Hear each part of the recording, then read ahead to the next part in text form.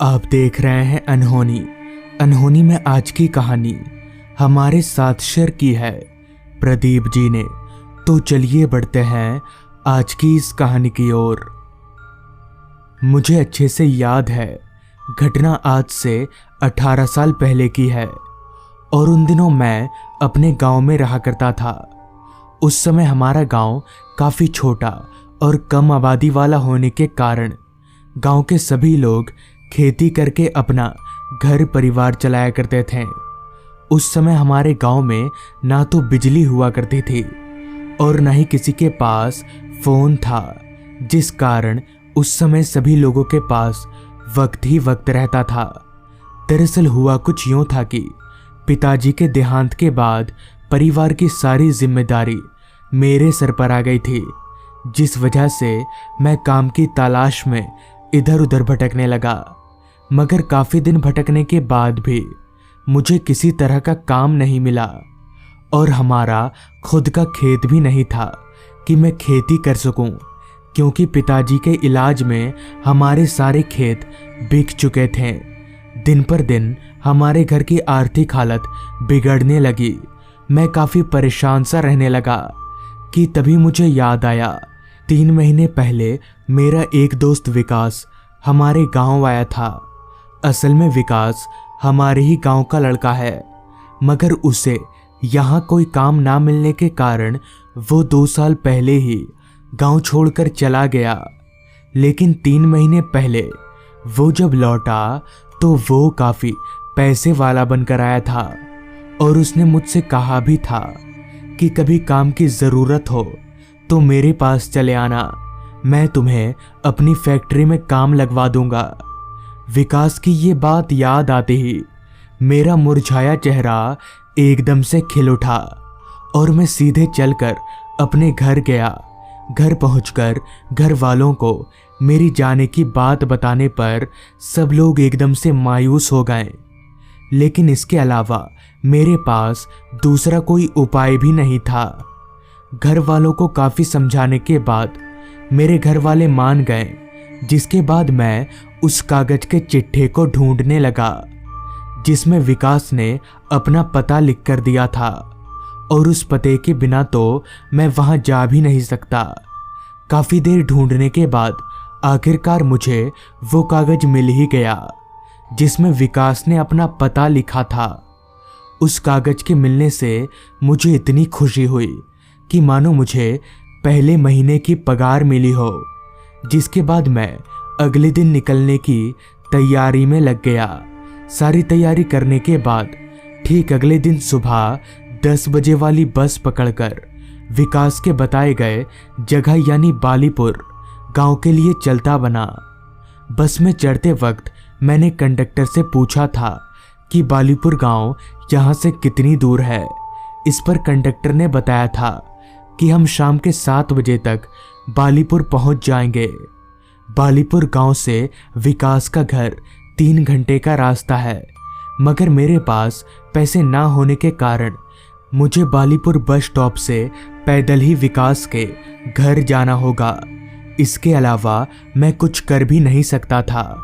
खैर, काफ़ी लंबे सफ़र के बाद रात के 7:30 बजे मैं बालीपुर बस स्टॉप पर उतरा। ठंड का मौसम होने के कारण पूरे बस स्टॉप पर मुझे मेरे अलावा और कोई भी नहीं दिख रहा था और न ही उस बस स्टॉप पर कोई बस खड़ी हुई दिख रही थी। मैंने जब एक बार अपनी नज़र इधर उधर घुमाई तो मुझे पूरे बस स्टॉप पर एक चाय की दुकान ही खुला हुआ दिखा। तो मैं चलकर उस चाय की दुकान पर गया और उस चाय के दुकान वाले को पते का कागज दिखाते हुए कहा, भाई साहब, मुझे इस जगह पर जाना है, तो मैं किधर से जाऊं? जिसके बाद उस चाय वाले ने कागज पर लिखे पते को देखा और अपने हाथ को एक रास्ते की तरफ दिखाता हुआ बोला, ये रास्ता पकड़कर सीधे चले जाइए। उस आदमी के दिखाए गए रास्ते की ओर जब मैंने अपनी निगाहें घुमाई तो वो एक कच्चा रास्ता था जिसके दोनों ओर लंबे लंबे पेड़ थे।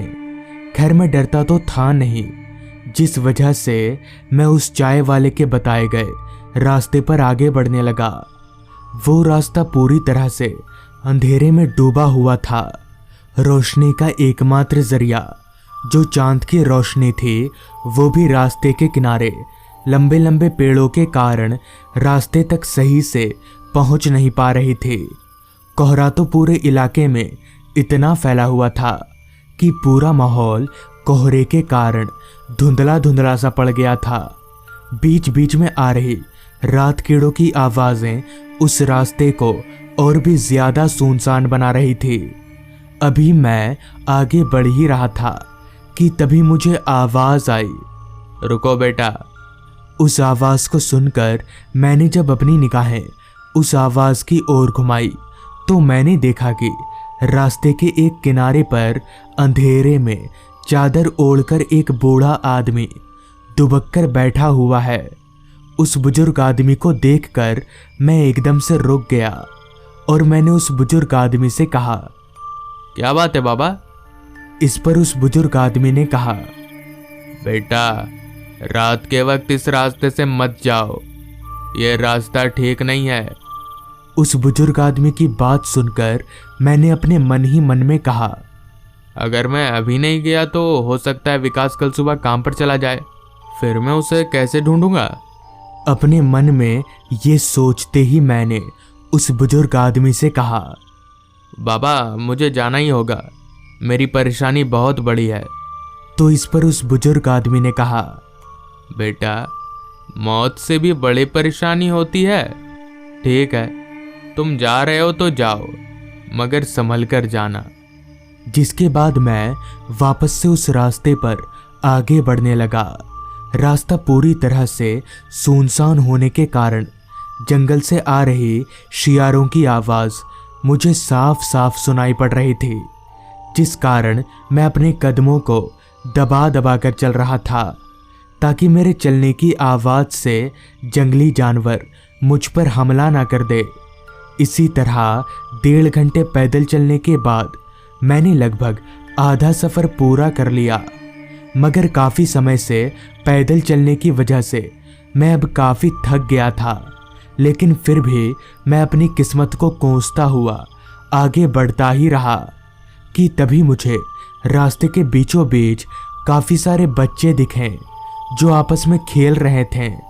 तो इतनी रात गए जंगली इलाके में इतने सारे बच्चों को देखकर मैं एकदम से हैरान हो गया कि भला ये बच्चे यहाँ पर कर क्या रहे हैं।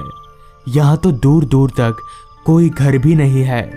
खैर, जो भी हो, उन बच्चों को देखकर मुझे थोड़ी हिम्मत मिली कि इनसे पूछकर अब ये तो पता चल जाएगा कि मुझे और कितना चलना पड़ेगा।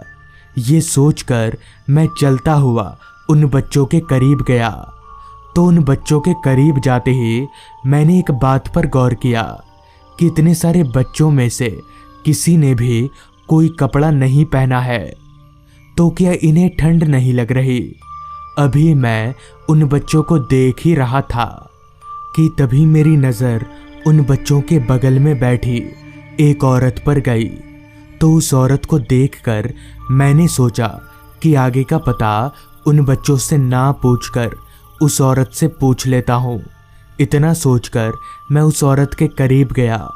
तो उस औरत के करीब जाते ही मैंने जब उसका चेहरा देखा तो मेरे होश उड़ गए और मेरा पूरा शरीर जोर जोर से कांपने लगा, क्योंकि उस औरत की शक्ल पूरी तरह से जली हुई थी और उसके मुंह से खून टपक रहा था। ये देखकर मैं समझ गया कि ये औरत चुड़ैल है। अभी मैं डरकर कांप ही रहा था कि तभी वहां मौजूद सभी बच्चों ने मुझे चारों तरफ से घेर लिया। अब उन सारे बच्चों का चेहरा भी पूरी तरह से बदल चुका था। ये देखकर मैं समझ गया कि ये सभी भूत हैं और अब मैं नहीं बचूंगा कि तभी उस चुड़ैल ने एकदम से मेरा गला पकड़ लिया। अभी मैं मरने ही वाला था कि तभी पता नहीं कहां से वहां पर मेरा दोस्त विकास आ गया। तो विकास के आते ही वहां मौजूद सारे भूत एकदम से गायब हो गए, जिसके बाद विकास मुझे अपने साथ अपने घर ले आया। घर पहुंचकर मैंने विकास से कहा, अरे विकास, तुझे कैसे पता चला कि मैं आ रहा हूँ? इस पर विकास ने कहा, मुझे सब पता है, तू ये बता गांव में मेरे माँ और बाबा कैसे हैं? इस पर मैंने अपने और उसके दोनों के घरों का हाल समाचार बताया। अपने घर का हाल समाचार सुनकर विकास एकदम से रोने लगा, जिस पर मैंने विकास से कहा, क्या हुआ विकास, रो क्यों रहा है तू? कुछ दिनों के बाद चले जाना गांव माँ बाबा से मिलने। इस पर विकास ने कहा, अब मैं कभी नहीं जा सकता यार। मेरे पूछने पर विकास ने बताना शुरू किया। आज से 1 महीना पहले मैं काम से जब घर लौट रहा था तो रास्ते पर एक बड़ी सी गाड़ी के चपेट में आकर मेरी मौत हो गई। ये बोलकर विकास जोर जोर से रोने लगा। पहले पहले तो मुझे लगा कि विकास मजाक कर रहा है, फिर जब मेरी नज़र उसके पैरों पर गई तो उसके पैर देखकर मैं एकदम से चौंक गया, क्योंकि सच में विकास के पैर उल्टे थे। आगे विकास ने कहा, कल सुबह गांव वापस लौट जाना और मेरे मरने की बात मेरे घर वालों को बता देना। इतना बोलकर विकास की आत्मा हवा में धुआं हो गई। तो दोस्तों, ये थी आज की कहानी। अगर आपको ये कहानी अच्छी लगी हो तो चैनल को ज़रूर सब्सक्राइब कर लें। तो मैं आपका दोस्त आर्यन जल्द ही मिलूंगा आपसे ऐसी ही एक कहानी के साथ।